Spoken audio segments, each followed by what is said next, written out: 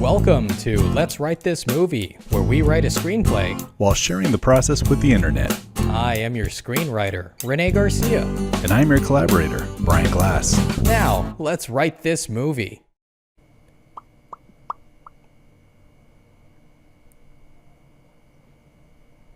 Was there a game today? There is a game right now. Oh, you want to schedule this some other time, bro? I don't want you to be distracted. You know, it's one of those pay for games. You know, they have the NFL Network. Okay. You have to pay extra for it. So I am not watching it. It is not anywhere in my house to be seen. Oh, I see what you're saying. Okay, I thought you were going to end that story on a happy note and tell me it's being DVR'd or something. I'll just watch it as soon as we're done. Negative. All right. Cannot see it at all. Okay. Fortunately. You know, sports, not something I ever got into. I think it's because, well, many reasons, but the idea of watching sports, I think, is what I wanted to talk about. I come from a family that are diehard Raiders fans, right? Mm. I know it's rough. It's rough being a Raiders fan right now, right? So wrong. Yeah. Mortal enemy of mine, man. Oh, really? Well, anyway, I'm not, Brian. My family is, so yes. You'll just have to reject our Thanksgiving invites. So what I wanted to say is that, when the team performs poorly, it's just like depression with my family, at least the men in my family. So I never understood why people get so invested in sports teams, since you, as the audience member, have no control over the outcome. All you can do is suffer. Right? Oh, you are hostage. Well, of course, the other side of that. Well, okay, fine. There's celebration too, but it's an unearned celebration, right? It's like, okay, it's unearned anguish too. Well, I understand that, but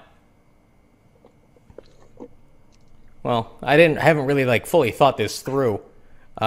I think that the rational brain you can be more rational and understand, I had nothing to do with them winning this game, but I'm going to be happy and celebrate as if I participated, even though that's not real. You did nothing, right?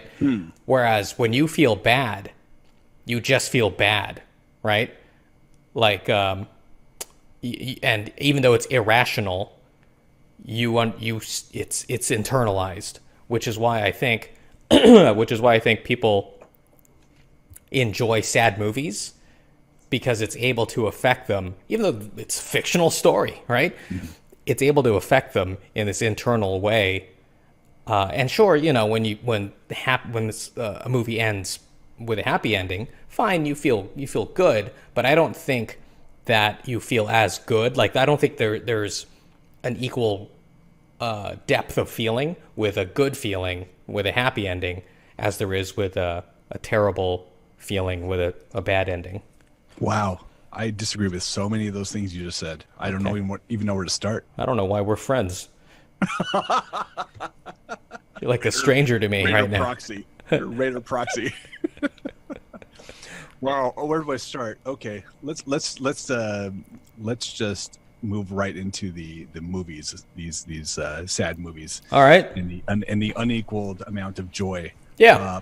I will say that when a movie has something heartwarming to it, that stays with me a lot longer than something that does not, that has a sad, where there's the sadness to it. In fact, I tend to compartmentalize those things and kind of say, well, it's a fictional story. Whereas the ones where it's more heartwarming and, I am a living spigot of emotion when it comes to those things, man. It's like a good commercial put me over the edge just because how I am. So those things really touch me and stay with me for a long time. And I love to revisit them and have the same reactions with them over and over. So, whereas I don't usually have that for a sad movie or something where it's just with a negative connotation, it doesn't affect me for a long time. So there's that for me, at least me personally. And I would say the same thing happens in sports. When my team loses, I get upset at them with nothing to do with me.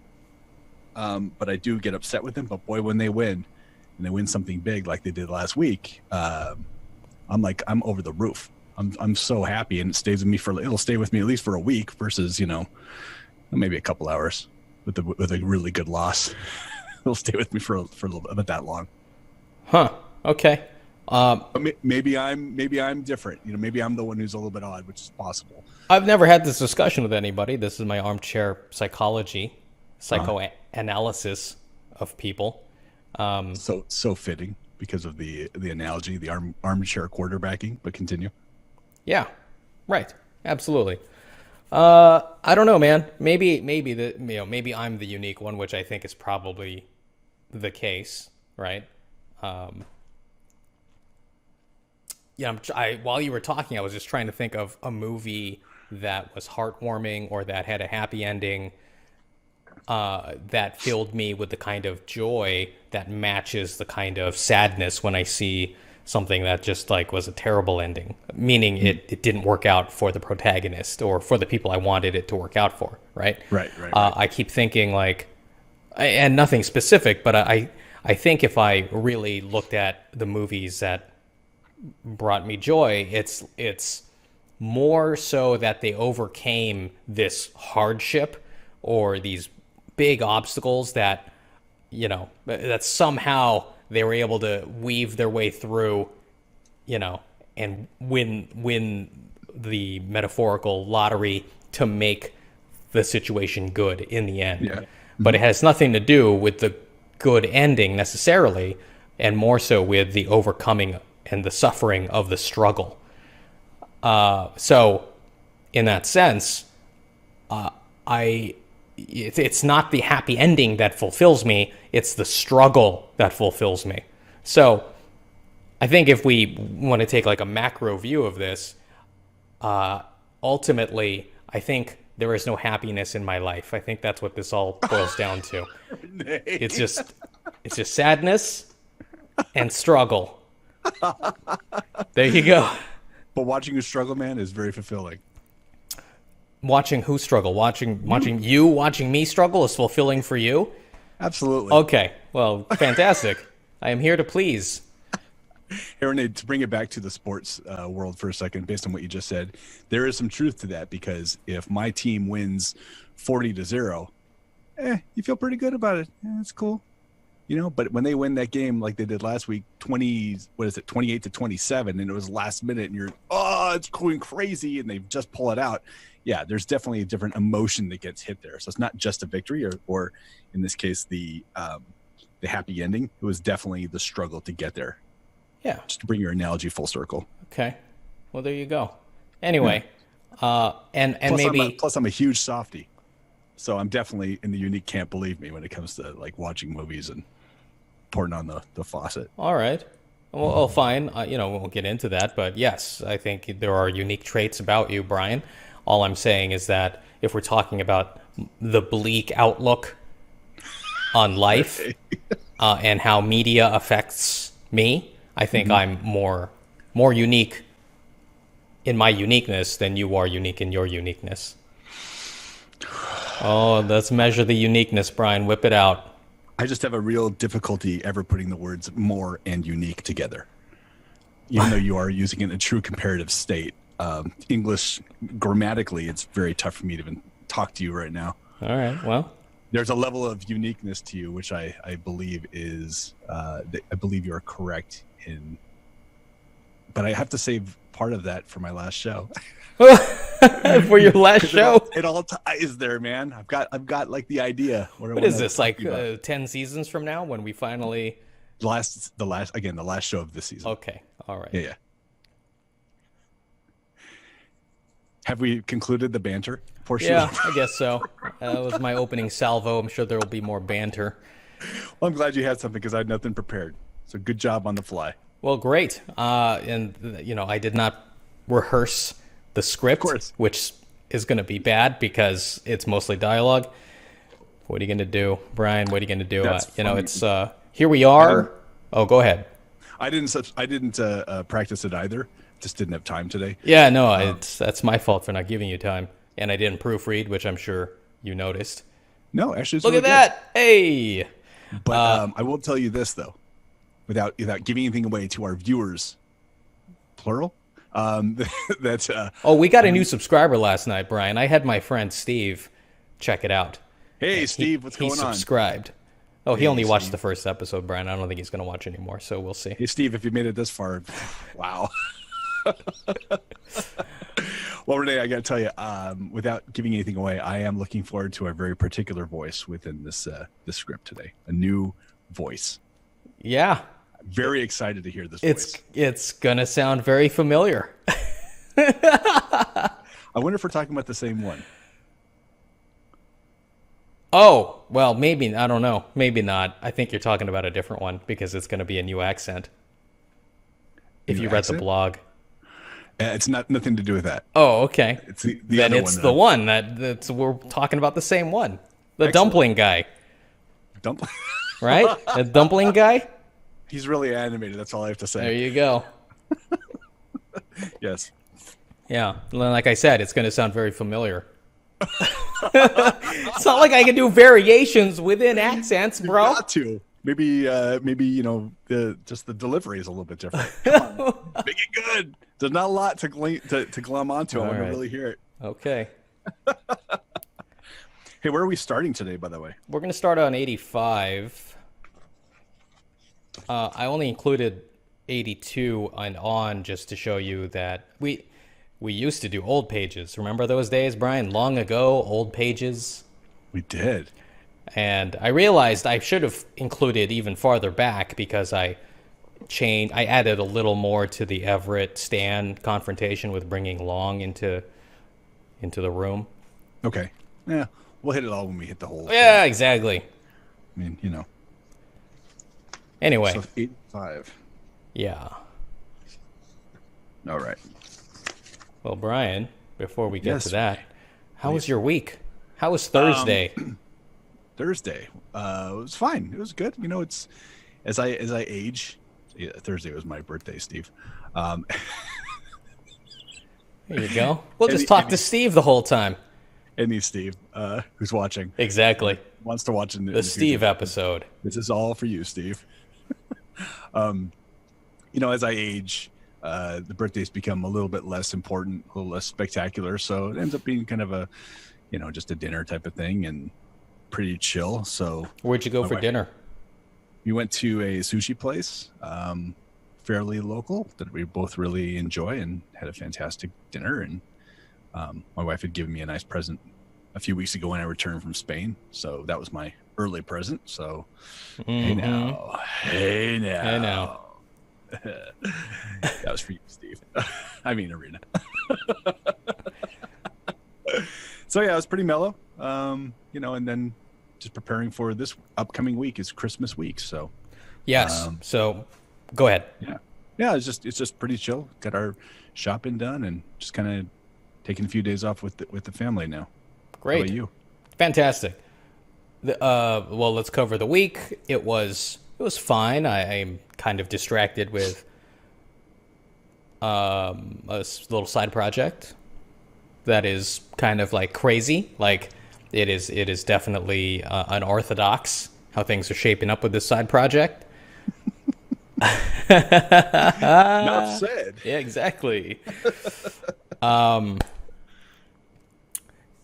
So I am, Monday and Tuesday I do have off from work, which is nice. So this is like a very extended weekend for me. So, Right. I feel very similar to how modern day parents must feel, where they, we'll say at least Western modern day parents, where they schedule out all of their time in the weekends for their children, right? And that's it. That's their life. They just schedule it out. No time to relax. And, maybe they find time like, they're sitting in their car on their phone during soccer practice or something like that. Well, I mean, who knows? Who knows what parents do? So I kind of feel that way. Okay, well, I think, Brian, you might be a little different on this end as well, just based on our conversations. Yeah. Okay. Yeah. Well, we don't have to get into detail there. Anyway, so going back to the scheduling, I kind of have like a routine on the weekends. And what's nice is that when I have this kind of 4-day weekend, I just extend like the blocks of time that I've allotted just get fuller, just get extended out. So I did nothing today. Typically my Saturday mornings is just to do nothing. Yeah. Just like veg, sit on the internet, play video games. Nice. And so that's what I've been doing all day. Good for you, man. Yeah, to the point where I forgot to eat, So I ate like a super late lunch. Had a headache because I wasn't drinking enough fluids. All right. Well, most importantly is, did you do well in your video game? No, it's one of those situations where there's like a leaderboard. Okay. And this guy has just this impossible score. Like, I have no idea what he did. Like, he either cheated, hacked the game somehow, or he has found a way to game the AI to like get the AI to lose certain conditions. So like the monsters will like stop in place and they don't know what to do. Yeah. And he's able to just keep racking up points because the AI is confused or it stops or something. And so if it was just that guy, I would say, okay, he's found an exploit of some kind. But there are like a couple more people. I'm number 6 on this leaderboard, and there are a couple more people who have come close to this guy's his figure. And I'm like, okay, well, someone else has figured it out. What is it? So I've just been racking my brain trying different build strategies and stuff in this game, and it's just not working out. And it's not like you can do a small investment of time. It's like a 1.5 hour block of time to like, just to see, oh, my strategy failed. Oh, well, let's start again. So there you go. That's my empty life, Brian. Emptiness. Wow. All right. Cool. Great. Great. Hey, you'll love to also hear this little issue. So I don't know if you could tell while you were talking. You can hear yourself, right? I can hear myself. Yeah. So you keep going lower and then louder again. Check. Hello. Check. So yeah, you're much lower than like when we started, and you kind of come in and out, just so you know. Well, I've been monitoring. Hello. Check. Better. Check. Too much. Check. Hello. Nope. Clipping. Hello. Check 1, check 2. Mic check. Check. Oh, ow, my ear. Check. Hello. Check. Okay. Oh well, Brian. I think it sounds better. Whatever you did. I'm just turning this knob. Now it's up to 10 o'clock. I mean, soon it's going to go to 11. Then I'm going to break it off. Okay. Cool. All right. Well, great. Sorry about the video game travails. How about this, Brian? Next time there's some kind of audio issue where something like that happens, or I become modulated down or something, we need some kind of hand signal. Sure. It's like flip me the bird or something. There you go. Perfect. I love it. We just go dark. All right, Brian. All right, Renee.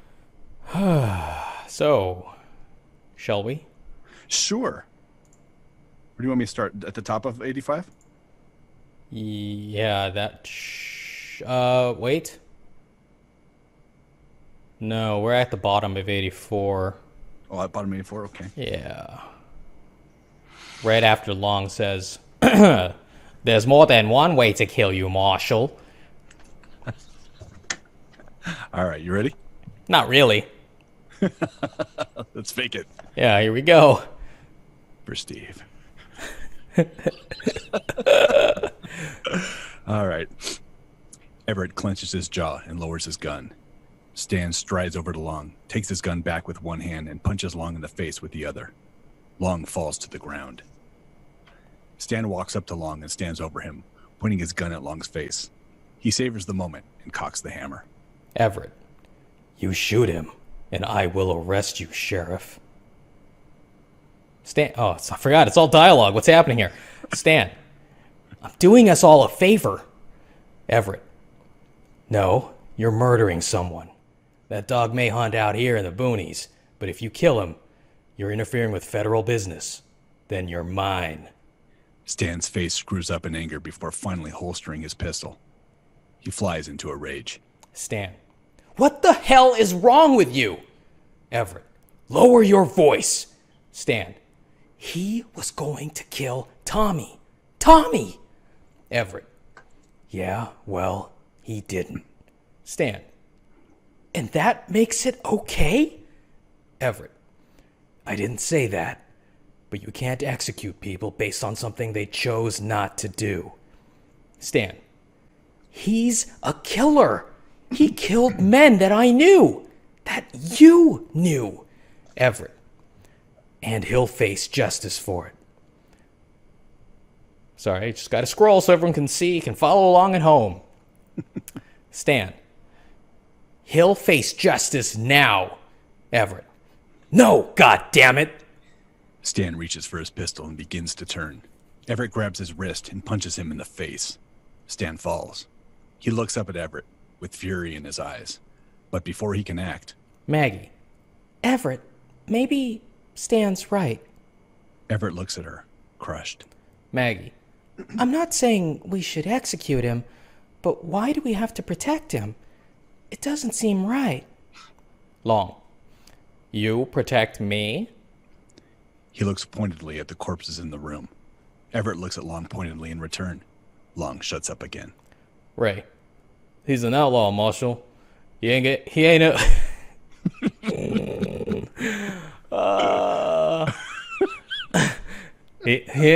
ever gonna change, Marshal. Oh, man. Here we go. Settle down. Let's take a quick break. Quick break, Brian. Quick break. So, one of my pastimes is one of my favorite things to do, favorite things to watch on YouTube is, wow, hello, jeez. Hello, jeez. Dude, gotta adjust the levels again. Hello. That's an old Three Stooges bit. One of my favorite things to watch on YouTube are outtakes and bloopers from movies and stuff. Yeah. And I think that just to see people genuinely laughing is infectious to me. Yes. I agree with you. Like, I will watch them, even though I've seen them before, I will watch them as like, you know, as if it were fine cinema. You know, like, oh, this scene is so awesome. Or, you know, it's the same reason I watch stand-up over and over again. You know, like a great performance is a great performance. What can I say? Yeah. There you are, Brian. Oh, and the reason I bring this up is when they are breaking character and they're losing it, like they have to do something, some kind of technique to get them to stop laughing, right? Because they're wasting time, daylight, whatever it is. And it's just interesting, like the different things they'll do, like different sound effects or whatever, or like they'll like stroke their faces in particular ways. It's weird. I stroke my face in particular ways. Just for no reason, right? Just for Steve. Sorry, I'm going to keep going back. Going back to the well, buddy. I know, man. Okay. Here we are. I know where we were. Ray. That's right, Ray. He's an outlaw, Marshal. He ain't ever gonna change. He'll only look after himself. Everett. So, what are you saying? We just feed him to those things out there? Stan, now on his feet, looks at Maggie and Ray, who look away. Stan. Yes! Everett. No.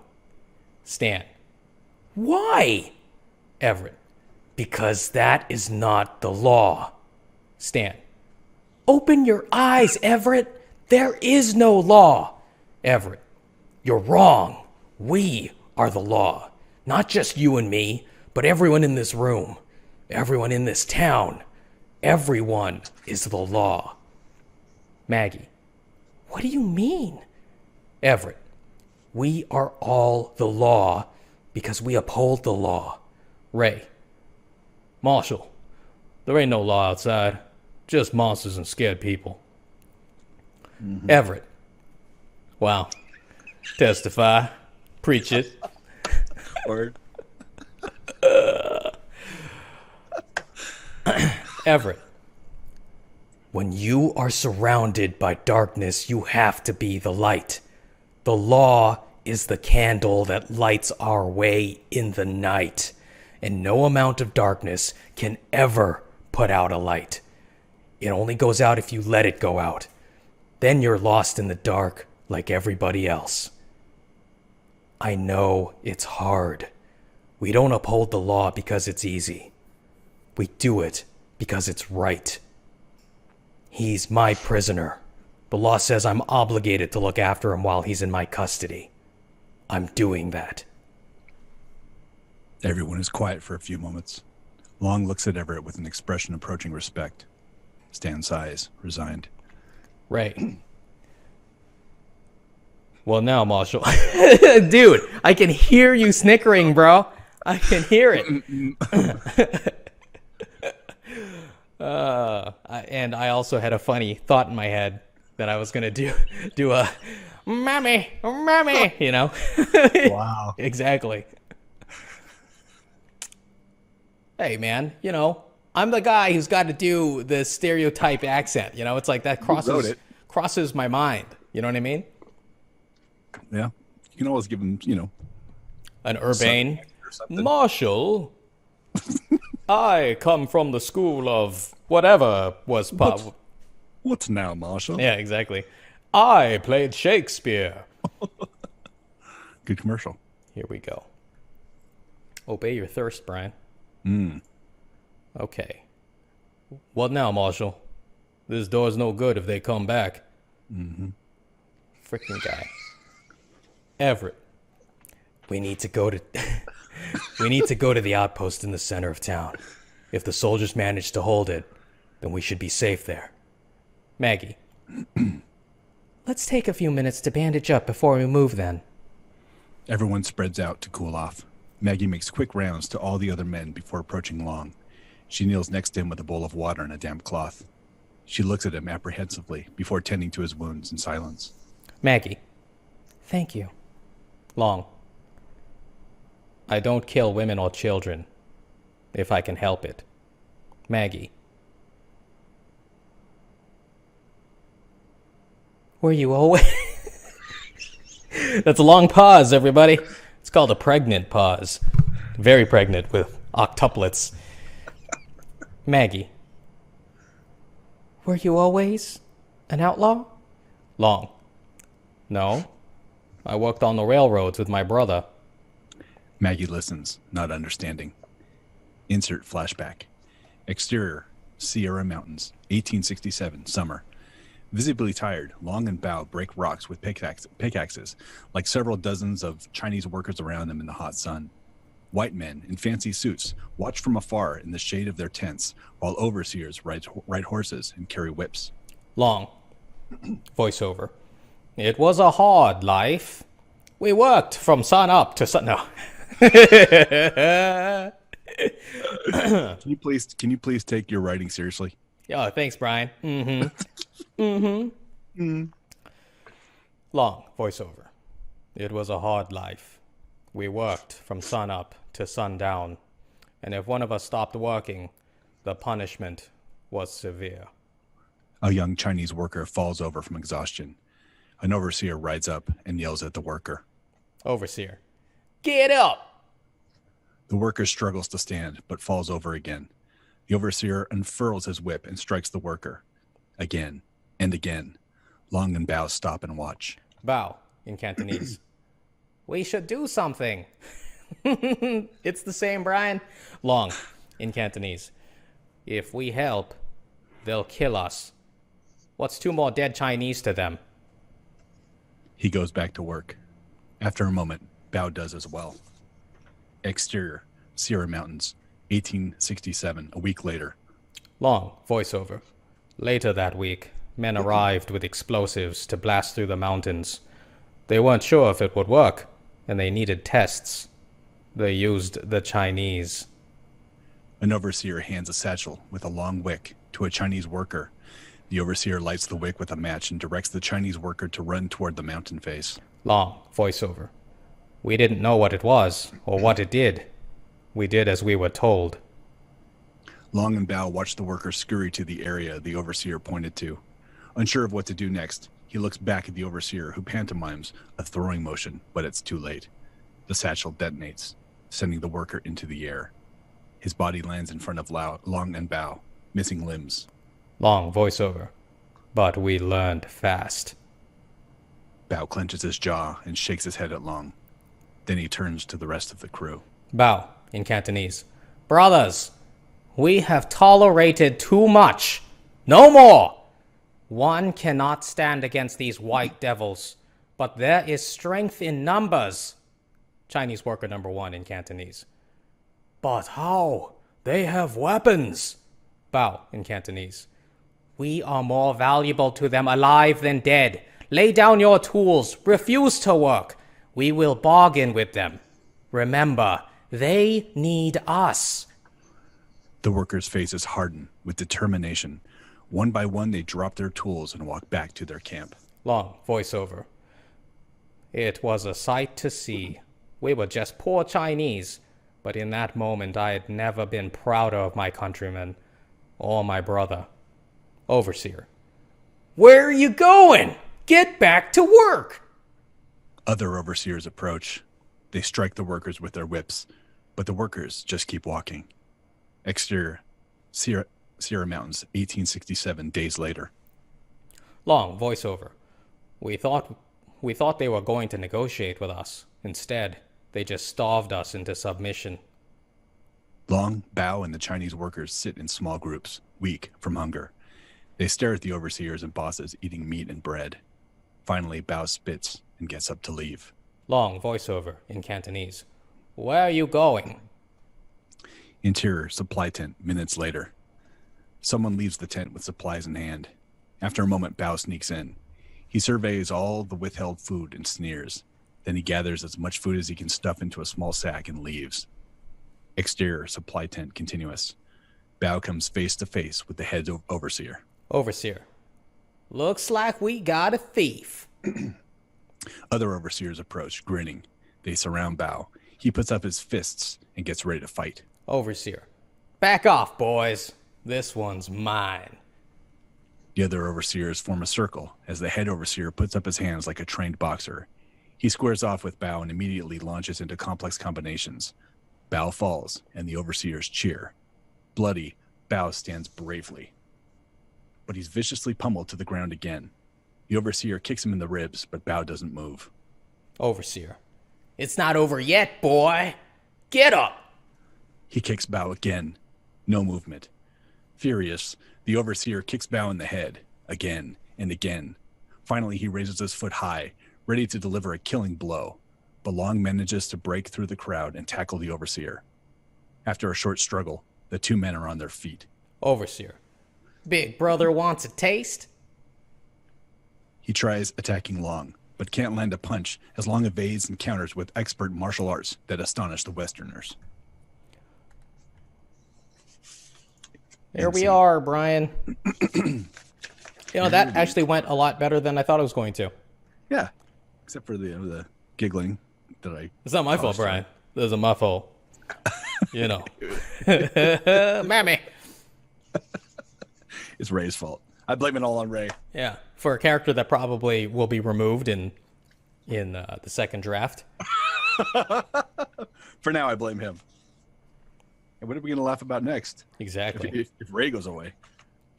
I don't know, Brian. I don't know. Unless Sally gets more lines or something. Let me just adjust the levels one more time, everybody. There we go. Hey, I have a voice. Oh, and I have too much of a voice. Never enough. There. Hello, hello. Check, check. Okay. The best produced show on the internet.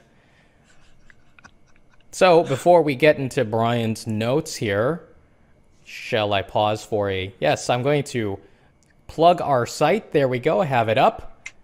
Have Epitaph episode 16. That is the most recent post. And everyone, if you go to letswritethismovie.com, This is where I put all of my new pages every week, usually every Thursday.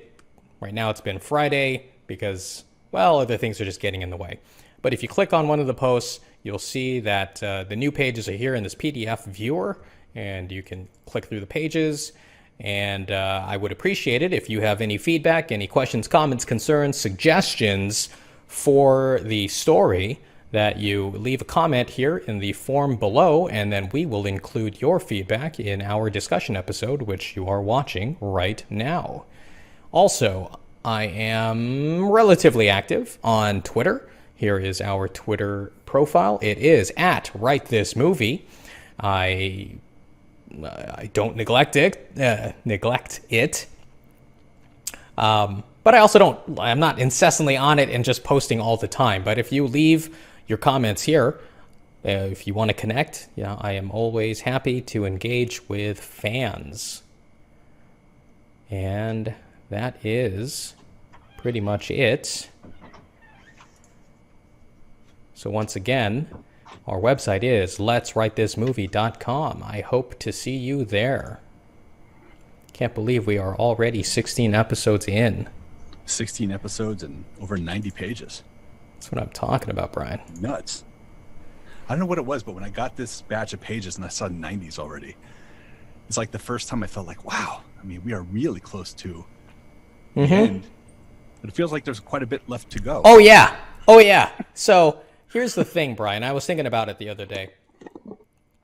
Some of the notes that you brought up, or that you have had in the recent episodes, have been, hey, it'd be great if this was expanded a little bit, or, oh, this is moving a little too fast, or whatever. And it's like, I hear you, absolutely. And I think the reason, and I think you have just surmised what the problem is here, is that I already, we're running out of space, right? So I am consciously, and maybe a little unconsciously, self-editing as I write, truncating it down. Now, what I think is going to happen is that I'm probably going to bust 120. I'm thinking it's probably going to be about 130 now that I'm writing out this flashback scene. And I am really trying to truncate this flashback scene into just like the necessary parts. I mean, to me, it feels really stripped down, but it also feels much more fleshed out than I had initially had it in my mind. Like in my mind, it was just, I'm sorry, Brian, were you making hand signals about the sound? No? Negative. Yeah, in my mind, it was just like this nebulous thing that I knew was there, and I knew what its purpose was. But I never really like focused on it because I was just seeing like glimpses, almost like stills of like, okay, yeah, there's a shot of this, there's a shot of that. Okay, now let's get back to the story, right? But now that I'm in it and I realize, well, that's not going to fly, just have shots of stuff. I got to like flesh it out a little bit. I got to explain, how Bao, lost his speech, how Long learned English. I mean, there's a lot of stuff I got to explain here. So I suspect. So that's why a lot of the description feels very short, and where I would normally break up action into 2 paragraphs, I try to fit it in one if possible. Like, the fight with Bao fighting this guy, and then Long breaks through in the same paragraph. Normally, I would break that out and say, back at the camp, Long sees a crowd gathering, and knows that it's his brother's involved. And so I would have a shot. I would describe how he runs up with other Chinese people to, help out. But instead, it's just like, well, Long's there, and I hope it just, makes sense to the reader. Now, let me cut it. Oh, yeah, go ahead. But just, on that point, it did. It did what? Did make sense. I didn't bump on that at all. Okay. It totally made sense what was happening there. So if you did truncate it and combine those actions, I thought it was pretty seamless from the now that I'm reading it out loud, it actually kind of flows pretty good. Yeah. Or pretty well. Anyway, so here's the other thing, though. I suspect that in the second draft, when I do have to start compressing a lot of stuff and taking out, the color, if you will, of a lot of this, and that wasn't a reference to got it. Ray, by the way. Didn't have to go there. I'm just saying, Brian. I'm just saying. I know where your mind goes. Anyway, you as the person who has experienced the entirety of the script with me, you know what happens in these scenes. So if I start taking out detail, you're still going to have that sense memory of like, oh yeah, totally, these things happen here, even though it's not written there anymore. So I think that's going to be an interesting experience, and I'm wondering if we will be blind to the blandness in the second draft because we have filled in the gaps or we have added the texture unconsciously. Right. Because I know there have been times when I've read something where you've given me some back pages and I'm like, well, what happened? Where's that cool part when this happens?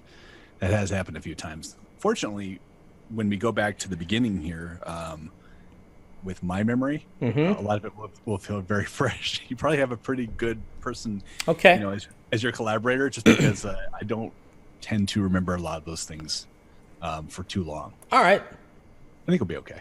Yeah. Could be wrong. The thing I'm really looking forward to is doing a read through with other people playing, like something informal. Just do it over Zoom. Yeah. I think it'd be badass. Totally agree. There you go. It'd be fun. Yeah. And since this will be done in, we'll say Q1. Oh yeah. Easy. Absolutely. Yeah. It'd be fun. Do we have to have I guess we need a narrator, right? I'd rather do a voice. You want to do a voice, Brian? Yeah. Who do you want to be? Something. I don't know. You want to be Everett, don't you? Sally. No. All right. You could take your main character. No, man, I don't want to do any of the voices. What? I'll be the narrator. Oh, that's generous of you, man. Dude, you can't be, I know. Can't be selfish to the art. I'll take a minor character. Okay. I'll be like Zeke or something. There you go. And, here's the thing. I was thinking, okay, well, the idea, I know everyone watching, we're getting really sidetracked here, but hey, this is the creative process. Yeah. Huh? What? Those are our conversations. That's how we do it. I'm just saying. Deal with it. I think people want a little bit of structure sometimes. That's what I would want. Yeah. Okay. Fortunately, you're not rating us. All right. I was thinking, if we lose Ray, I could see making Zeke a black guy. Yeah. I think it could still work out. I say before we even think about that, let's see where you end up, age-wise. No, seriously, because you never know. Yeah, and it's not like Ray has a lot of lines and he's like just inflating the script. Right. Okay, Brian, let's get to it. Let's have at it. Epitaph and Ray. The chronicles continue. Exactly. The untold story. All right, so let's see. All right, so going to the script, page 84. I won't belabor this point, but I will tell you that it's funny that I have to mention this now in the shadow of what you just mentioned about me talking about elongating parts of the script. But again, when Long gives over the gun quickly, yeah, I was still kind of like I'm still saddened a little bit by it, and only because I felt like it was a moment where Long could say something unencumbered and kind of just like speak his mind before relinquishing the gun. If nothing else, just to get a line out, like a zinger, before there's more than one way to kill you, Marshal. I won't belabor the point, honestly, because you made a creative choice to keep it kind of smaller there and go over to Everett Stan, which I respect. So that's all I wrote on the page, and that's all I'll say now. You don't even have to respond if you don't want. It was more just an internal little sadness for me. No, it's fine. And don't take my arm crossing as body language saying anything. It's fine, no, it's fine. I just feel comfortable like this because I'm closed off as a person. So, oh, you're funny. I hear you, and I know what you're saying, and I can feel it as well. I didn't add anything there, mainly because I didn't think of anything. Nothing came to me. And at that point, I just, it's parked, whatever you want to call it. Like, there is opportunity there for me to kind of like make that point or that moment a little bigger, a little more poignant. If something really grabs me. Right now, I don't have it, and it would feel like I was just writing it because I was suggested to write it. So I'm not saying it's a bad idea. I like the idea. I just don't have anything that I feel comfortable adding yet. So there you go. Yeah. And I don't think you should shoehorn anything in if you don't feel comfortable doing that either. So totally makes sense. All right. So let's go over to the top of 86. I don't have anything for 85. It's all good to me. Makes sense. So the top of 86, when Maggie says, Everett maybe stands right. There were a couple times during this. This was one, and I think the other one is when she goes over and thanks Long. Yeah. And I was just like, oh, finally, some reason coming with these people, like I love that other voice coming in, and I like that it was Maggie's as well. So nothing to change, more of it's just a comment like, cool. I thought that was really a nice welcome, change from the either the verbal sparring or the physical sparring. Yeah, everybody's getting punched in the face.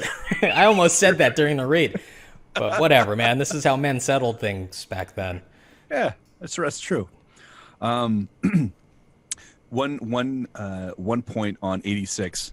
So when Long says, "You protect me," I will let you know that I think it's probably a good idea for you to add emphasis on that line with it, like I tell on you and me, because when I read it the first time, I read it as "you protect me" versus, oh no, he's making the point you protect me, and then looks around. And since he looks around afterwards, I just want to make sure that the reader doesn't do a double take like I did there. Yeah. Okay, so let's go to where I have some more notes, and that's on the top of 87. So I think you have an opportunity here at the very top where Maggie says, "What do you mean?" And Everett says, "We are all the law because we uphold the law." Yeah. So when I read it, a little bit of the modern times kind of crept into my psyche as I was reading it. And I felt like, okay, this is mansplaining at this point, right? This is like she's asking the question because we want more from Everett. We want Everett to lead into another Everett speech. And I thought about it. I thought it'd be really neat with her kind of acknowledging, Long afterwards, and her being a little bit of a voice of reason. It'd be a really interesting idea to have her give the line that Everett does instead of the other way around. So almost like she's a continuation of his previous thought. Instead of asking what you mean, like she says, almost knowingly, we're all the law because we uphold the law. And the reason is kind of twofold. First, I think it would flesh her out a little bit more as a character, as someone who has depth and understands that there's more to what's going on than just on the surface. She gets what he's all about. And secondly, and more importantly, it's showing that she has a bit of a connection with Everett on a level that a lot of women may not, in the fact that she does understand that that's what he's going after, rather than asking him why he's doing it, but that she has this intrinsic understanding of it, sets up a little bit more of their bond, which I always like to do things. I like the idea of that happening, because it's going to be a little bit more tragic when she dies, because she has this bond forming him and this understanding forming of how he thinks. That's my argument for.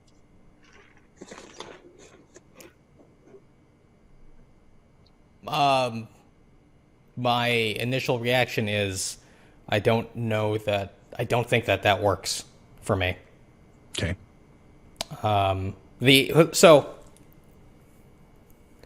The idea is that in this moment, everyone is against Everett, and I think that's apparent, right?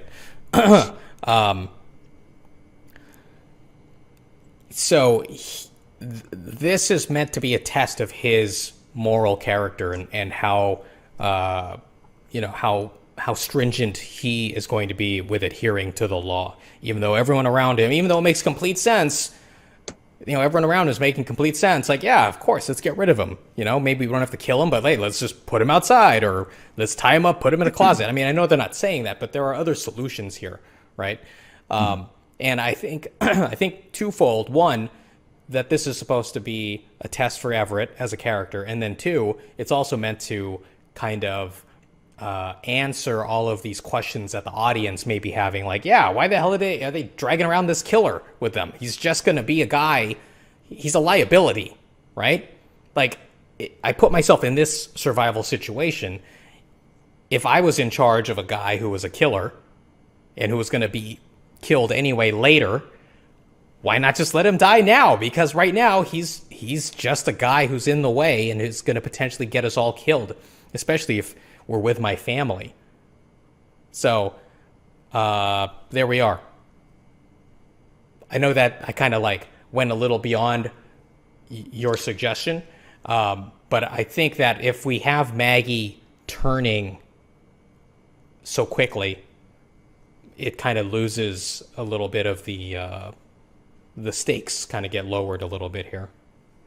I mean, I feel like some of that was already addressed in the last section of script that we talked about. Like, we kind of got an understanding of why he was doing what he was doing. So I felt like this is more reinforcement than anything else. Like, maybe this goes hand in hand with my next note, which you probably won't like either. And that is, that, in the middle of Everett's speech, by the time we got to, when you're surrounded by the darkness, you have to be the light. Like, okay, we're going through another Everett soliloquy here. He's gonna talk. He's gonna pontificate a little bit, and such is his want. This is what he's kind of known for at this point, right? He's got this very strict way of looking at life, but he also wants to make sure everyone knows it. And I felt when I started reading it, I kind of put myself in God, Brian, hold on. Sometimes I get Stan and Sam confused. Fine, Stan. I kind of put myself in Stan's shoes, right? He's sitting there. He just got hit, right? He's upset at Everett, and now he's going to have to hear him go through another one of those speeches. And I'm just like, Jesus, man. If I was Stan at this point, I'd be like fed up listening to this guy go on and on about it with his speech. So I almost wanted, at the point where he said, the law is the candle that lights our way in the night, for Stan to shake his head or roll his eyes or do something. It's like, perfect, time for another speech. Just like to react to it, and then for Everett almost to double down and just dig his heels in and say, yeah, and continue his speech. But just the acknowledgement that Stan's pissed at this point at this guy, and he does not agree with him, and he's not going to get lectured to, or he's not going to at least tolerate getting lectured to, because this guy's a federal lawman and he's a local lawman, doesn't make him any less of a man. So he's going to stand up for himself to some extent here. So I felt like what Everett has to say is important and good, but I felt like he had to be checked. He has to be checked here a little bit.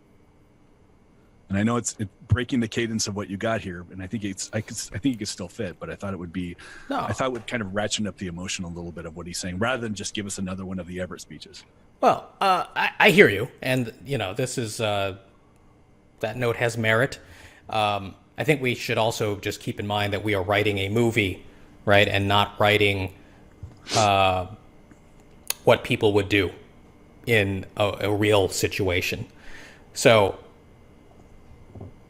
yes, it makes sense that, if I was in that situation, if I was in that room, and this guy's just starting to go on a speech and he just punched me in the face, he could get like 3 words in before I start picking this thing apart, right? Yeah. If not just like, whatever I had to do, mock his little metaphor about a candle in the light and all of that, whatever. But we have to, and I don't want this to feel like I'm hesitant to say what I'm going to say, because I feel like it's just a convenient excuse to not listen to any notes, right? Like, oh, well, we gotta, we're writing a movie. We're not transcribing real events, right? But in this case, this is a, like, what is the goal of this scene? The goal is to I kind of listed them out already. A test for Everett, and this will be his evidence to the audience that, by giving this speech, this is essentially like a climactic point for this character. Now, I think, we can have a discussion on, is this honest? Is this,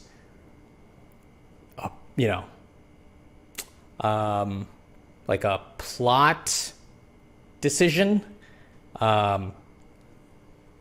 Maybe it is. Maybe I can truncate this a little bit, so that it's not so preachy. But I don't know that I can, have the characters behave in a totally coherent way and still have this scene work. So there you go. Maybe it's just laziness that I don't want to have to rewrite all of this in a totally new direction. But that's what's going through my mind right now. I would say that typically your dialogue feels honest. It feels like conversations that people will actually have. And when it doesn't feel that way, to me, it's glaring. And to me, this was one where Stan not saying something is an omission. It's a mistake to me. I don't think that any of the arguments you made for it are any reasons not to put something in there in terms of reaction from Stan, because I don't think it does anything to diminish what Everett would Everett's test, as you said. In fact, I think it can make it even more compelling. So I don't know. I have a little bit of a problem with not transcribing what's going on here, and this is a movie type of that being an argument, because I feel like the rest of your dialogue doesn't follow that. I feel like it's usually it's very honest. I could see all these things happening. So that being a reason, I don't agree with. If you don't agree with why to do this, those to me are like two different issues. I just feel like you have the time to add a line or two to make another character that I think is an important supporting role within the film have that honest moment. And I think that Stan is an important character here because of, his closeness to Everett, his similarity in terms of the law, and just looking at it a little bit differently. I think he gets checked a lot by Everett, and I think it's okay for Everett or for Stan to check back once in a while, especially when it's something like this, when it's just going on and on about the law and the law. It's kind of like saying, to me, it's at some point it's kind of questioning Stan's function as a lawman, right? Because he doesn't look at it the same way that Everett is. And I think Stan, even though he looks at it differently, is no less than Everett does. It's just that we're not telling the story of Stan. You know what I mean? So I guess all that is to say that I feel like these characters that you've created, I think sometimes need a little bit of bolstering. And I don't want to give it all to Everett, because I think he's got plenty of stuff in here to me, there wasn't really anything new in the speech. You said he was proving him, or he was testing himself, or getting tested here, and everyone's against him. I didn't feel like Maggie was against him. I feel like Maggie questioned, his tactic to some extent, but she wasn't at least coming out hard against him. Ray is, I guess, kind of against him, but I think the only one who's truly, with any power to do anything against him would be Stan. So it felt appropriate for Stan. I would just ask you, as you reread this and maybe re-listen to this, to consider that, because I think this is a big point where Stan can kind of stand his ground a little bit more. And I don't think it diminishes anything that Everett says. You get the final call, though. It's your script. Yeah, no, totally. I know that. I'm wondering, we have such, we're kind of diverging here on this point, or on this moment in the script, and I just find it strange, and I'm wondering where our realities are splitting off. I think my omission in the pages I sent you of the exchange that Everett, the revamped exchange that Everett has with Stan, when they first enter the room may have colored my perception, which makes this all okay with me. And maybe because, it wasn't there in the draft that you read, there needs to be more of Stan here. I don't know. I know what you're saying, but for me, it's more of the, I totally agree with the beginning of it, and that's why I had no notes on that. I was like, that's cool that's getting ratcheted up there. But the fact of the matter is, he got hit since that time. He got hit in the face, by another guy who he respects. And, as a man, to not stand your ground or stand up at this point, especially this time in the 1800s or whatever, I would expect him to do something rather than just kind of sitting there listening to him. Yeah, I think, if we are trying to be accurate and honest, like truly, I think they would just get into a brawl at this point. Right. And Stan would try to overpower Everett. I mean, especially with Ray and Maggie essentially on his side. Ray would fight Everett, tell Ray to help him, disarm Everett, and then kill Long. I think that's how this would play out. Okay. But again, looking at what just happened, Long just saved him. So if I'm Ray, I'm like, I don't like the guy necessarily, but he just saved our lives. You know what I mean? And there's a lot of merit to that, regardless of if the guy's shackled or not. He just saved our lives. He's the guy who did it. No one else. There's something there. Something that only Maggie acknowledges. So you're saying that what Ray is saying here so Ray would side with Everett. He probably would side, but I don't think it's going to be a fight that he would necessarily want, be a guy to gang up on him at this point, because Long has proven some value. So I don't know if you go into a brawl. Okay. You said it. Well, this is where, these are the things like we need to. If we make a change, then other things need to change as well, right? Like if we say, okay, well, what would actually happen here? It would be this. Would Ray not say any of these things then? Would Ray just back up Everett and say, wait a second, Stan. Long just saved our lives. We're not sitting him out. Would he say that instead?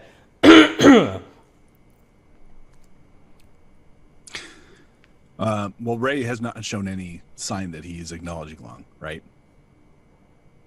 Not at this point. Okay. I mean, there are a lot of things here, right, that are missing. Like, why doesn't Ray say anything when Long shows up, even though he knows that he's the killer? Yeah. That's essentially missing dialogue. Like, if I were Ray, I'd be like, oh, wait a second, is that wise, Marshal? That man just killed 4 men, or whatever. Right. Yeah. And then even, why doesn't Maggie say something? I guess I was doing a little bit of headcanon there, just because I kind of see Everett and Stan being kind of on the same level. At this time, I would see a female being less in terms of equality, and then I was seeing Ray as being less, so he probably wouldn't be saying anything. So again, I was probably just me churning, the relative status of each of these characters. I would think that Stan would be fairly close to Everett, as both being lawmen, both being, just one being federal and one being local. Well, that's fine. And, that has merit. On the other hand, Maggie has her kid there as well, though. And I think that as a mother, you're not going to care, if someone has authority, if they're putting your child in danger. Wouldn't you say something?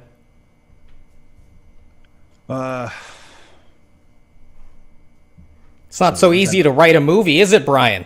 It's not so easy. I have respect for the fact that you want to write a 300-page movie. I get that. I just think Dan, in particular, deserves Stan. That's what I said. I thought you said Dan. Stan, and I said Stan in particular, as a character, would not stand for what happened without saying something. There's nothing directed at Ray, nothing directed at Maggie. There's something definitely directed at Stan. And so I felt like he has the obligation to say something at that point. All right. Let's get on to the next note. I like that Maggie says thank you at the bottom of 87. All right. On the top of 88, Belong says, I don't kill women or children if I can help it.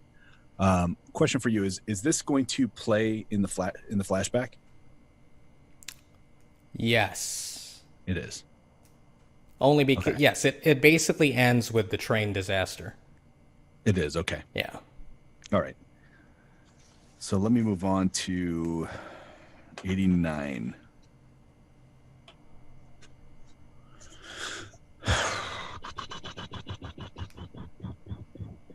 Okay.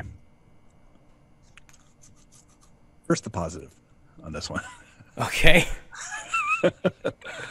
I loved that we got to see Bao or hear Bao talk, even if it's in Cantonese. Yeah.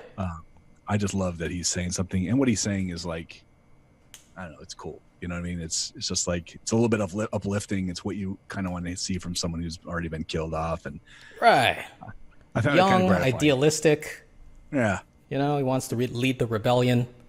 I dug that. I really liked that he was going to just show up all of a sudden, and you don't think you're ever going to see him again in the story, right? Yeah. Well, maybe as a zombie later or something, but I thought this is a really cool little reveal. So I have a little bit of a problem with the logic of what happens kind of overall. Okay. Here. So my problem was really had to do with just the mechanics of what's happening here. That they're basically sending Chinese people to be almost human wicks, essentially, because they're running with them. So my first thought was, why are they not just using longer wicks? It sounded like these are suicide missions for the Chinese, who, I get it, have never seen what's going on, so they don't really know what they're holding. I'm guessing in this case they don't know that they're holding explosives. I think that's a lot to ask for an audience to pick up on. I don't know how you differentiate as a director that these Chinese people who are running towards mines don't know why they're running with explosives, because they don't know what an explosive is. That's a very difficult thing to express. But also, just from a realistic standpoint, if I am the what do you call them in here, overseers, I'm thinking that the explosives are very expensive, so they're just going to try these suicide runs with these Chinese guys that they're not going to bother explaining what to do until they're almost at the the base of the mountain or whatever it is. That's when they're telling them to pantomiming for them to throw it over or throw it towards the opening or whatever it's supposed to be. It just didn't really work for me, man, because I didn't get it. I didn't get it from the explosive cost standpoint that they would do that. Not that we're bringing economics into it, but just logically there was something that was not ringing right for me. And I didn't really buy that these guys are just going to run without knowing what to do until the last possible second and then look over. You know what I mean? Yeah. So I just had, I don't know how to fix this, or I don't know if it's my own issue with it, but for me, the whole kind of instigating element of what was happening with the Chinese that led to Bao kind of wanted to rise up and mounted some sort of insurrection was a little bit questionable. The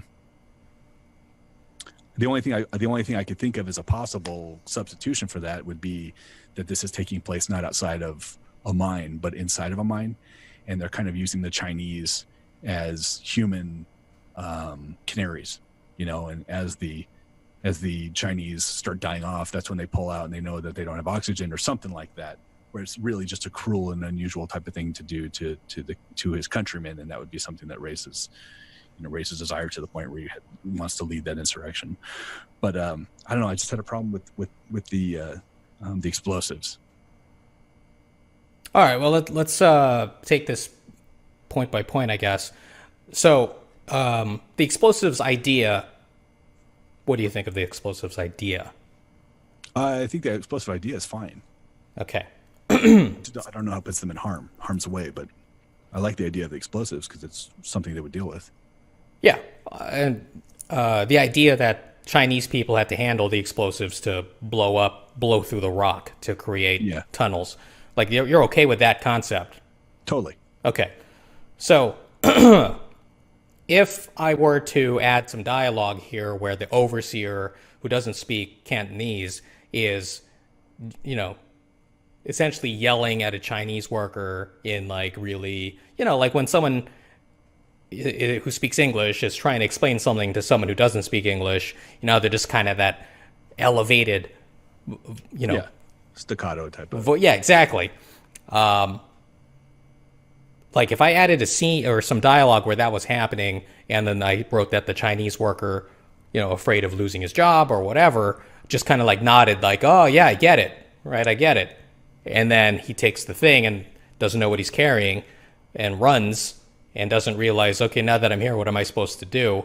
And turns around, and the rest of the script plays out as it does. Would that be okay? Or does it still seem unbelievable? Um,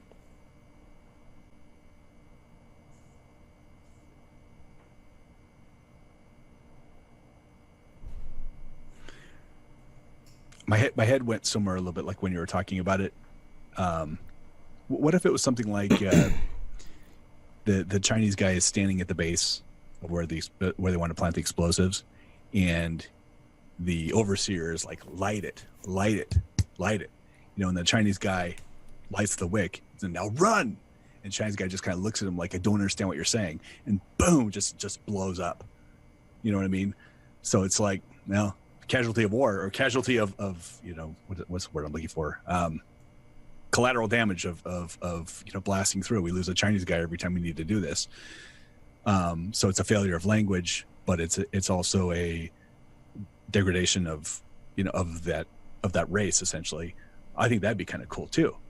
Cool way to do it without having to do the running towards it or something like that. It could just be as simple as light it, and these guys are kind of far enough away, they're not going to get hit by the blast, and that would be pretty hard to watch.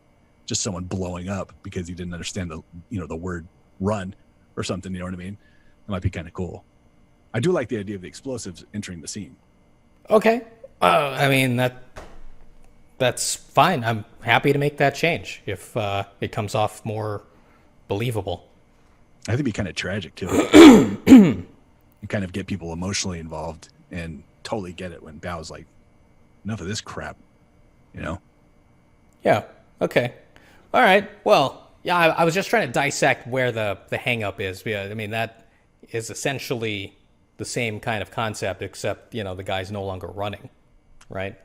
Yeah, he's just there. Okay. And there's no communication. All right. I know we had to kind of work through it to get there, but I didn't know what the answer was, but I think that'd be kind of neat. Oh, yeah. Easy, really simple, cool. simple change. All right. All right. So let's go over to 90. 90, man. Congratulations. Thank you. All right. So this is basically a third of the way down when we're at the exterior of the Sierra Mountains, days later. And it goes into this whole part about the food. So it felt like, for me, even though you mentioned like as a preamble that you've already condensed this quite a bit, I felt like this scene kind of went on a little bit too long for me. Okay. And it was like adding a little bit of unnecessary complexity. To me, it's reasonable that the guy who was rising up to lead the rebellion is just about to get punished. They just pull Bao out and just want to beat the crap out of him because he's the guy who started this whole mini rebellion or wannabe rebellion or whatever it is. He's the one who's starting it.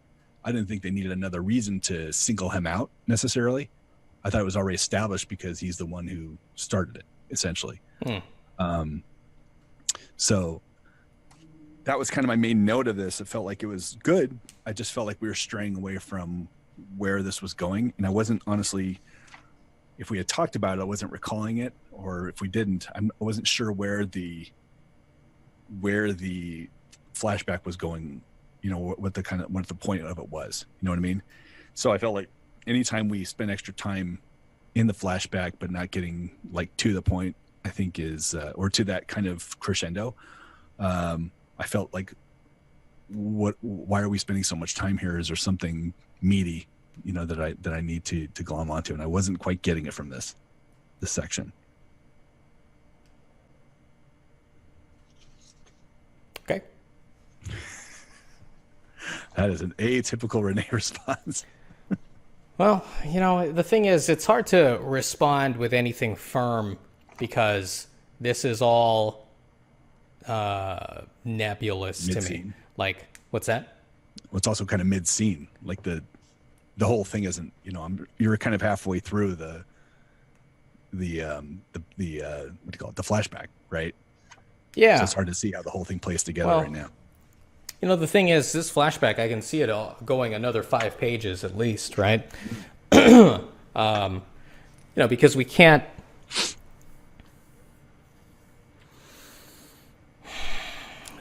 just have them, Long rescues his brother somehow.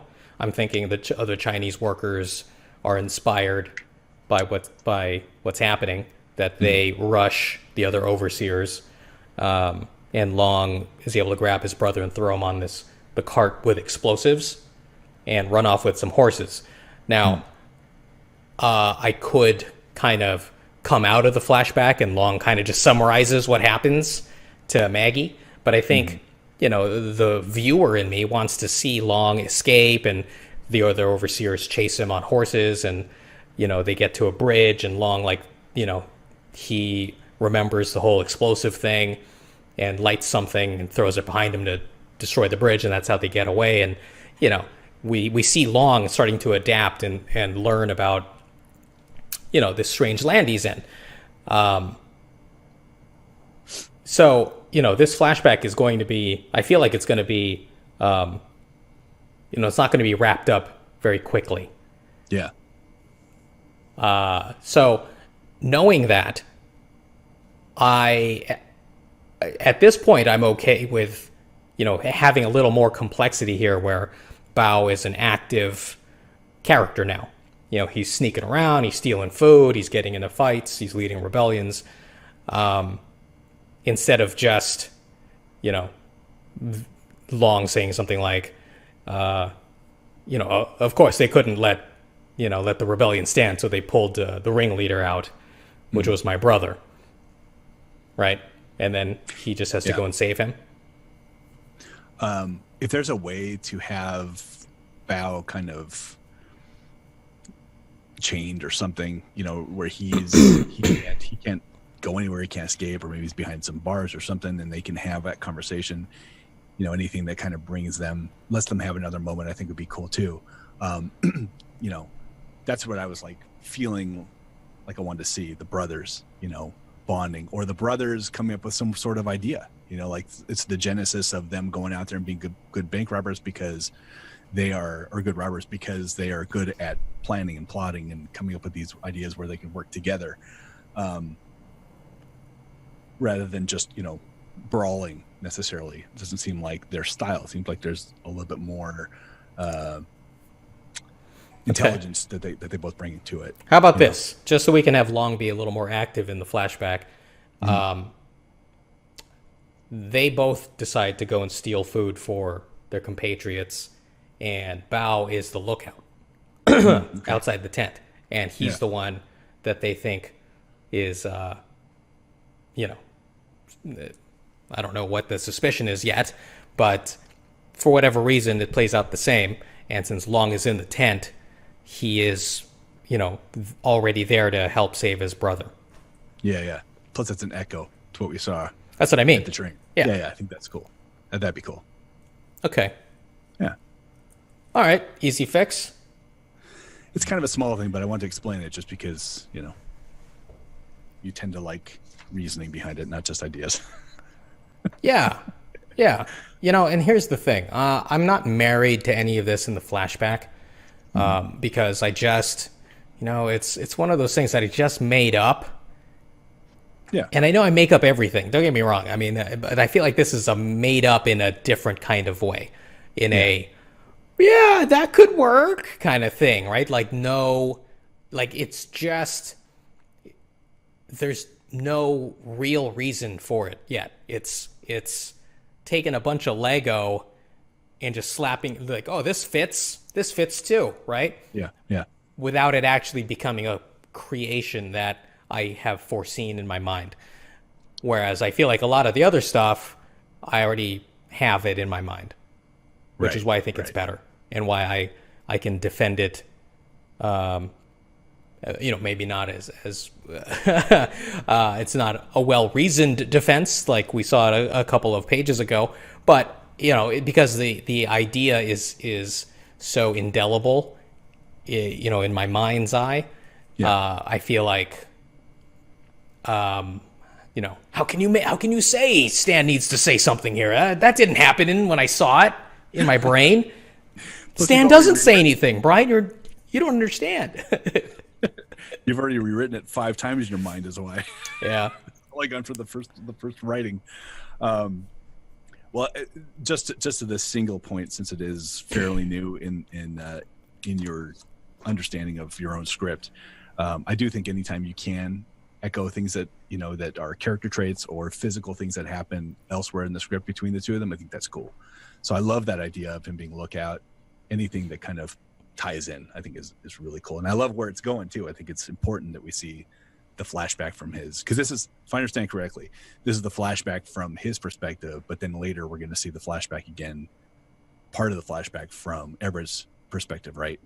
Where yes, yeah. So I think that's really important to get there, and I love where it's going to kind of culminate.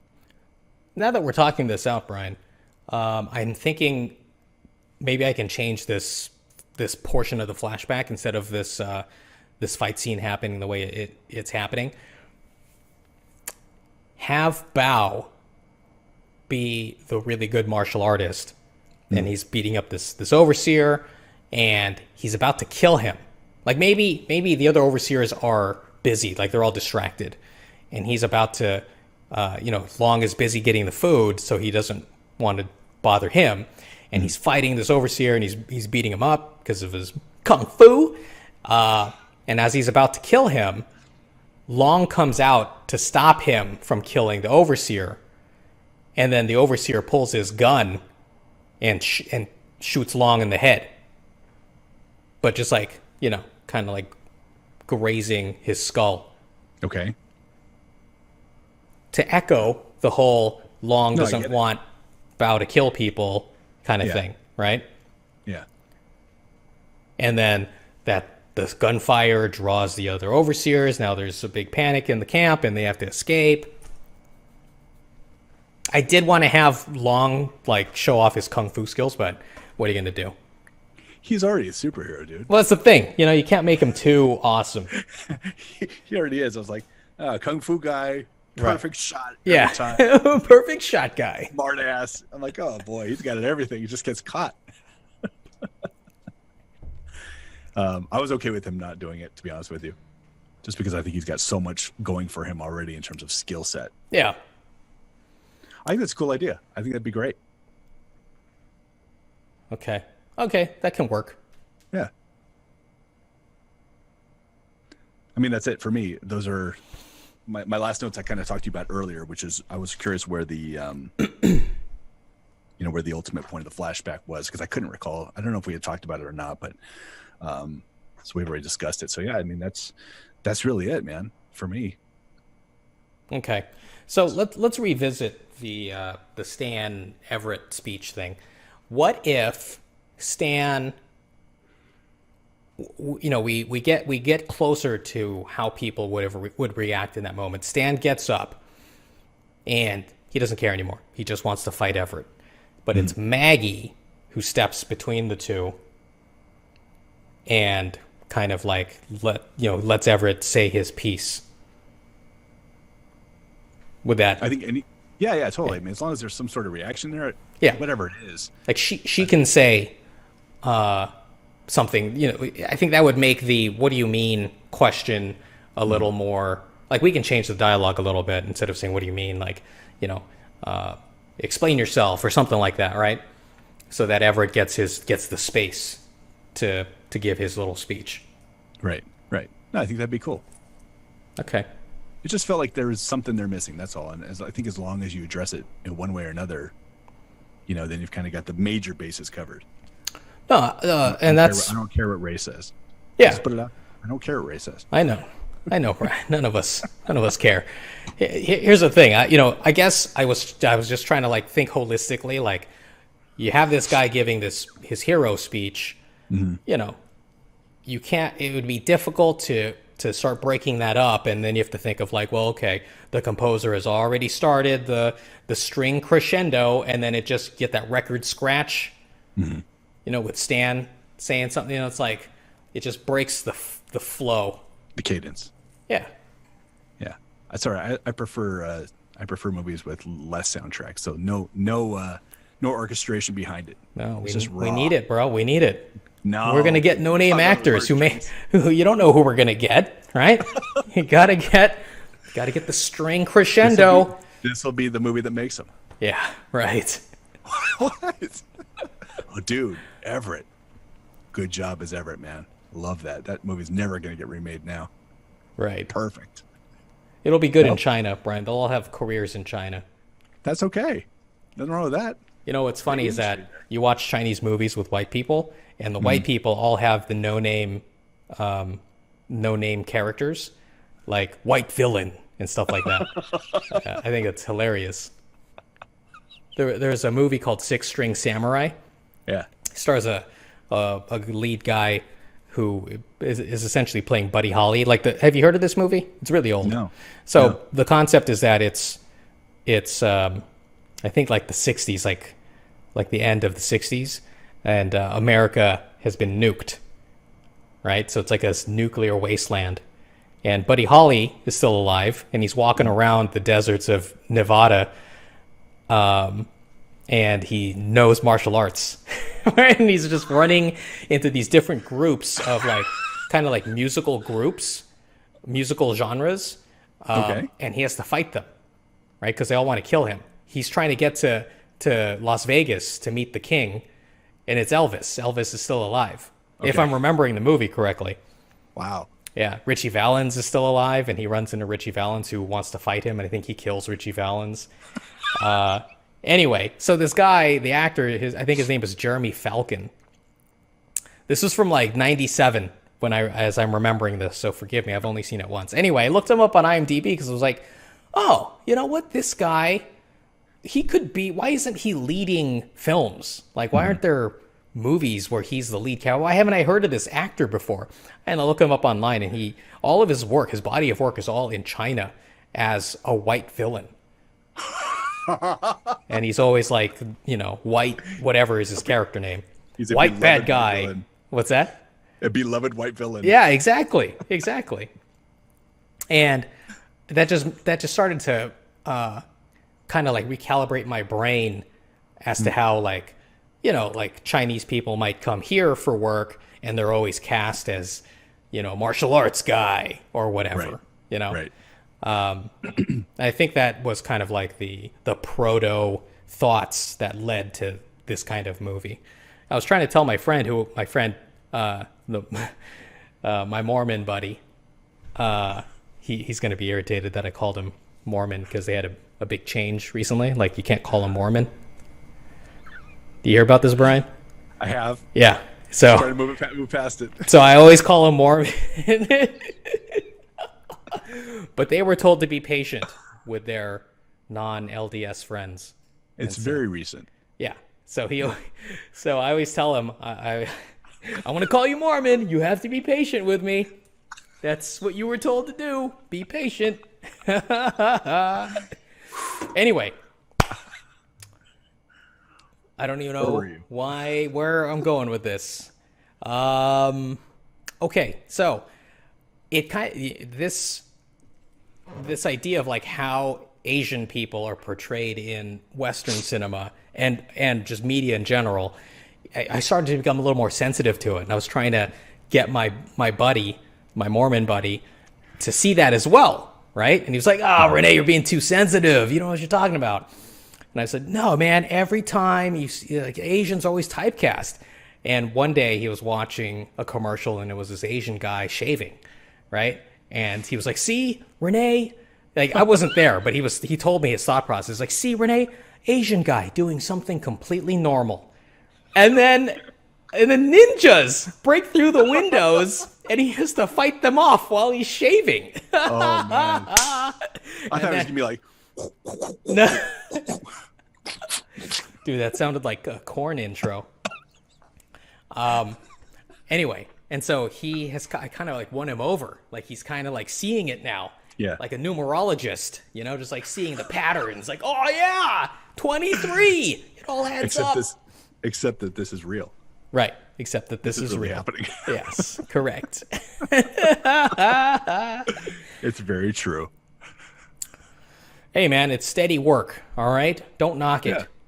Hey, man, if I can get a career on film in China, I'd be over there in a minute. You kidding me? Yeah. Well, I would. Life over there. I would love to be a henchman in Hollywood cinema here. Absolutely. Like there's a guy. This is a 30-second story. There's a guy in a bunch of 80s action movies. He's like Big Trouble in Little China, Die Hard.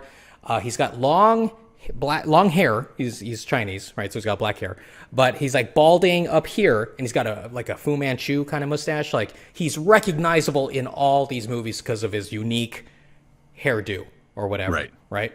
There was a guy. Well, first of all, let me just say that he must have gotten a lot of steady work, because you see him in all of these movies, just as prototypical Chinese bad guy. Right. And who knows how much he gets in residuals from being in all of these movies. He's probably set. No lines, nothing. He just, he's got a couple of squibs on his chest. And then he's dead, So the corollary to this is that I used to shoot pool a lot. Like, that was my pastime. Like, every time after work, like, get off work, let's go to the pool hall. Had a, expensive cue, had a case for it, all of that. And I would just play by myself all the time. Anyway, there was another guy there who looked like this guy from the movies. It wasn't him, but it looked just like him. His name was Clyde. Of course. And I, on a whim, I was feeling self-destructive. And I used to dress up in a suit with suspenders and a fedora and all that. And I'd go to the pool hall because I wanted to feel like I was a hustler, right? Mm-hmm. Anyway, so I was feeling self-destructive one night because there was this girl that I was into at one pool hall. She was like, I found out she was seeing another guy who was also one of my pool hall buddies. Mm-hmm. And I was like, a little too much reality for me here. I'm going to go to my other pool hall, which was like near empty at this time, and just like shoot. And there was Clyde. And so, like I said, I was feeling self-destructive. So I was like, hey man, you want to play? You want to play for some cash? And I had like $11 on me. Anyway, as good as I thought I was, and I think I was pretty good, right? Yeah. Relative to like the guy with no skills, I was pretty good. Clyde was really good, like probably semi-pro.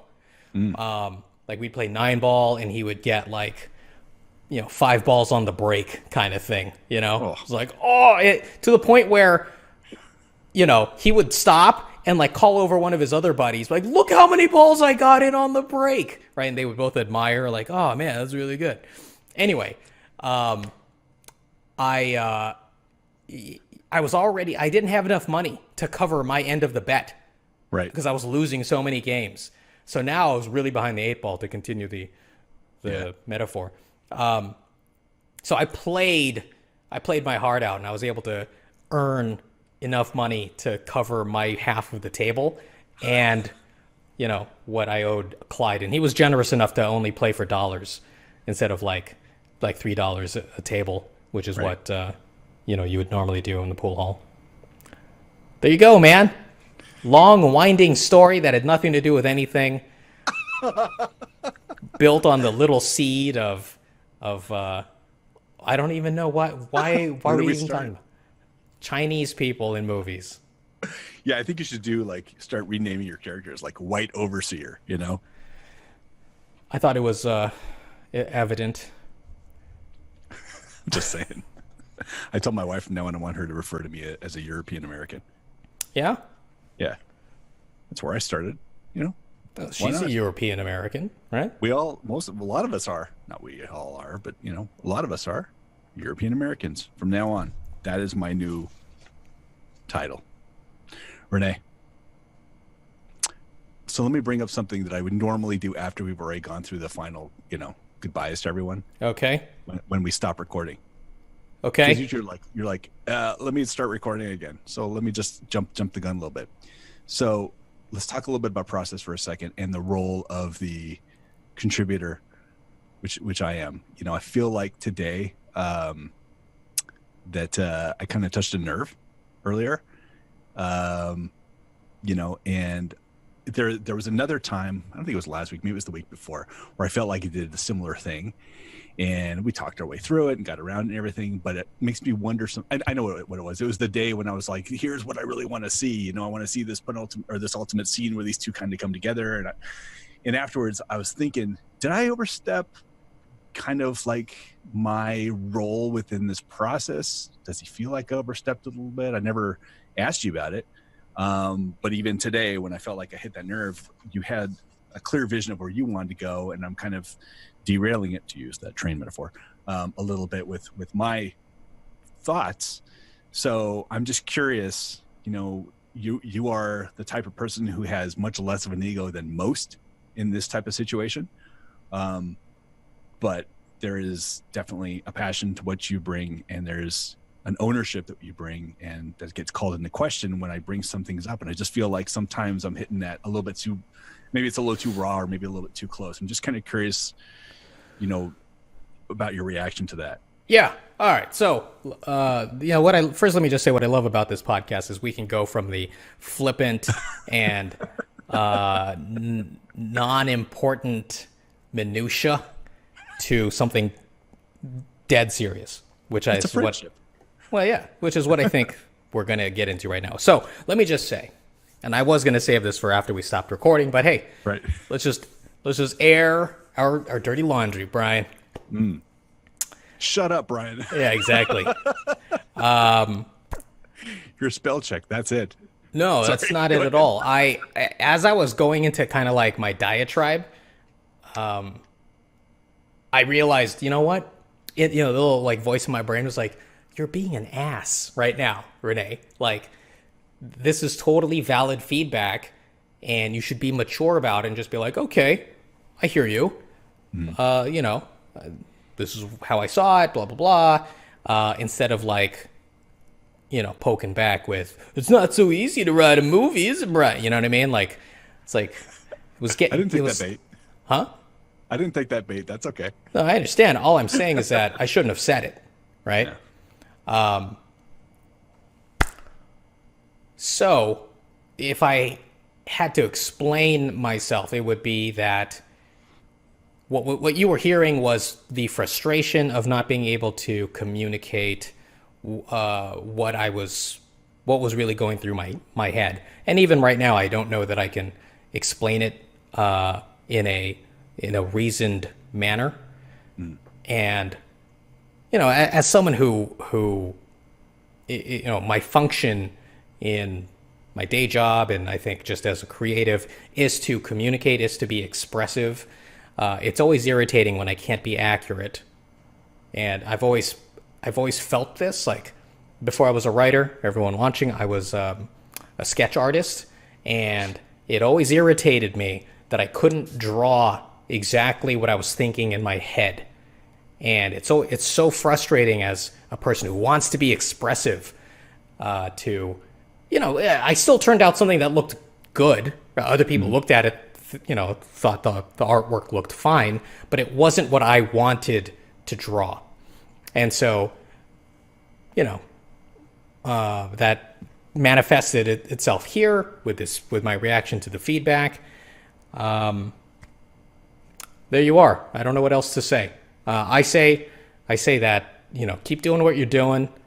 If I decided, the feedback works for me, works for the story I'm trying to tell, then I will incorporate it. Otherwise, it just won't be there at this time.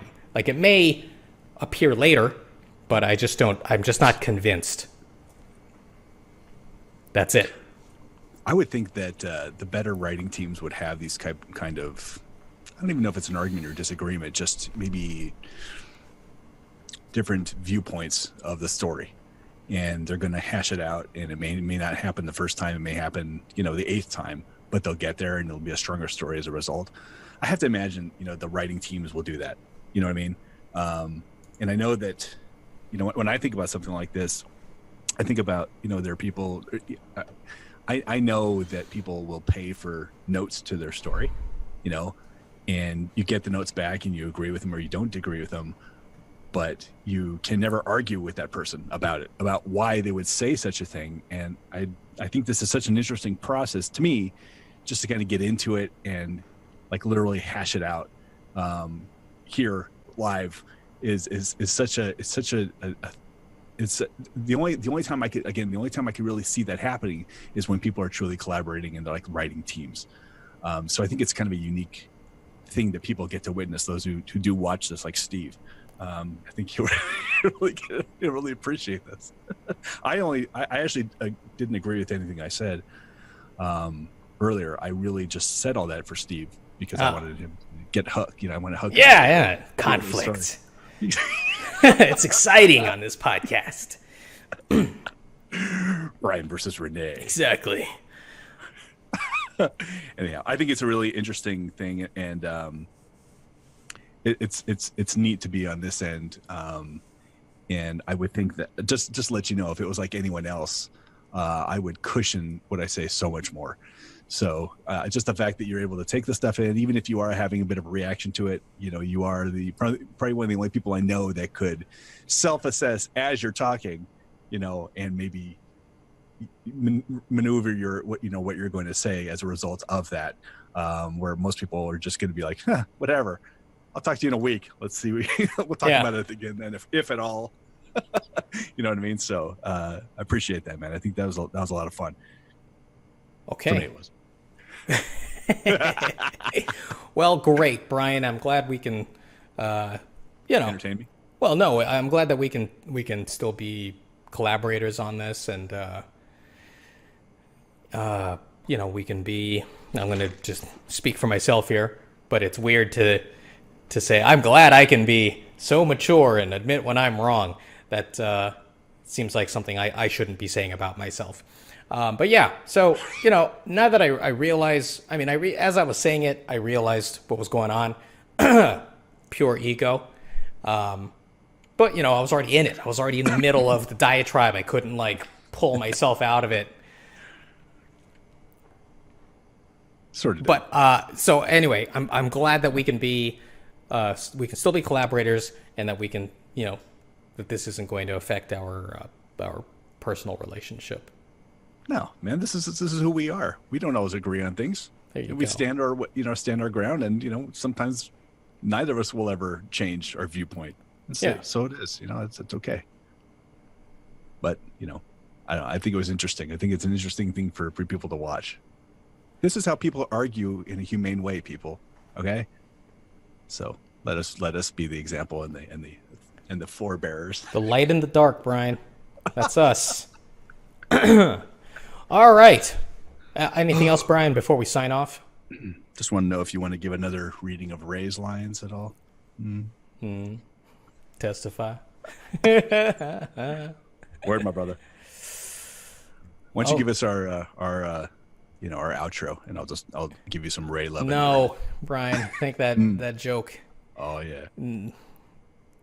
Steve. Guy. Combining them.